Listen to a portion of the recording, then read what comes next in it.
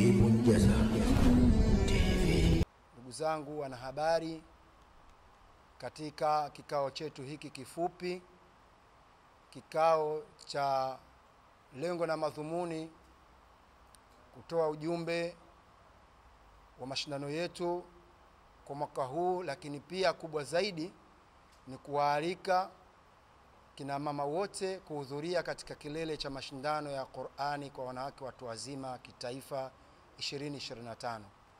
Mbele yenu hapa niko na viongozi wangu, mashekhe zangu.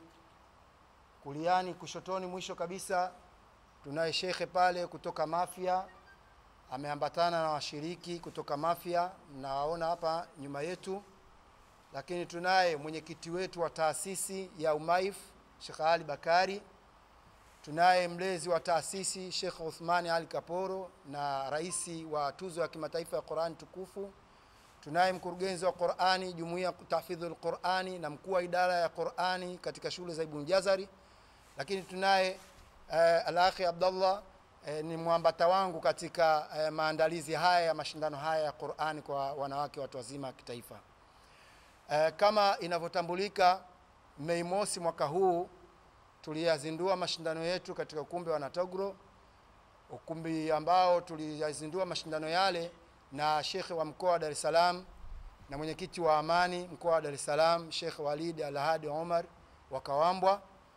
Na kama ilivyofahamika, ujumbe wetu wa Qur'ani wa mashindano mwaka huu ulikuwa ni Qur'ani ni amani.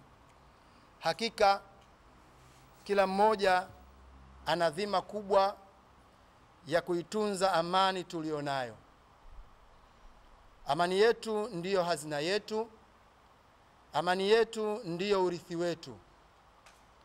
Sote kwa nafasi zetu tuna wajibu wa kukumbushana juu ya umuhimu na ulazima mkubwa wa kuilinda, kuienzi na kuichunga amani yetu tuliyokuwa nayo.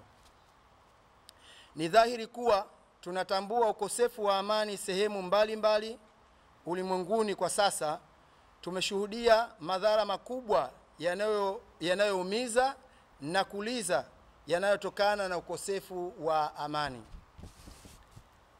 Inafahamika kuwa amani ukosekana katika sehemu mbalimbali kwa sababu mbalimbali na kwa nyakati mbalimbali. Hali kadhalika tunafahamu kuwa baadhi ya sehemu hizo zilipoteza amani wakati wa uchaguzi.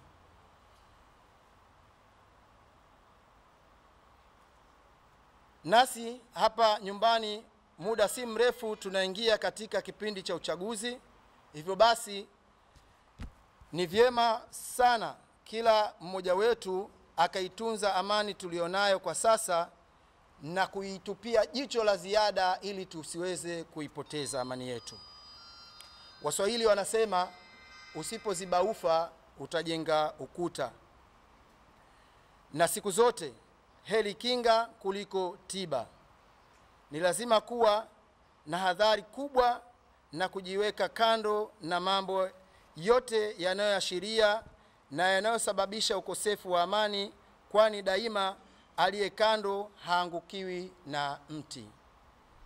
Amani ikipotea si rahisi kurejea. Tunamuomba Allah Subhanahu wa Ta'ala atujalie tushiriki uchaguzi kwa salama na amani wakati utakapowadia. Ndugu zangu, kutokana na umuhimu mkubwa wa amani, kamati kuu ya maandalizi ya mashindano makubwa ya kuhifadhi Qur'an tukufu kwa wanawake watu wazima Umaif imeona kuwa kauli mbiu ya mwaka huu iwe ni Qur'ani ni amani. Nipende kuchukua nafasi hii baada ya kutoa ujumbe huu wa kuwaomba watu tuweze kuidumisha amani tuliyokuwa nayo katika nchi yetu, na hasa siku hiyo insha Allah katika mashindano yetu ratiba inaonesha tutakuwa na dua ya kuliombea taifa amani, kuombea viongozi wa nchi hususan maraisi wetu Mama Samia Suluhu Hassan, lakini pia Daktari Hussein Ali Mwinyi na viongozi wote wanaowazunguka. Tutakuwa na dua maalumu baada ya Qur'ani tu kuisha kusikilizwa.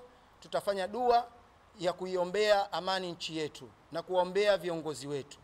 Hivyo basi, kwa nafasi hii niliyokuwa nayo kama mratibu wa mashindano, niwaalike sasa wakina mama, wazee, vijana, vikongwe katika mashindano yetu ambayo yatakayofanyika kesho kutwa Jumapili. Milango itakuwa wazi kuanzia saa 12 asubuhi mpaka saa 7 mchana, tutakuwa tuko pale inshallah.